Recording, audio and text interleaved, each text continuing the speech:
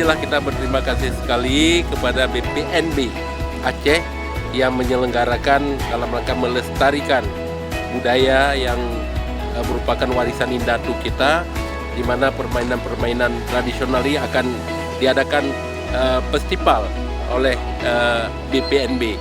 Kita mengucapkan terima kasih. Ini sangat perlu karena memang sekarang zamannya teknologi, banyak permainan-permainan canggih yang akhirnya justru akan merusak daripada anak-anak kita. Yang untuk tahun ini antar kecamatan, 9 kecamatan semua ikut. Berapa? 600 peserta, Bu, ya?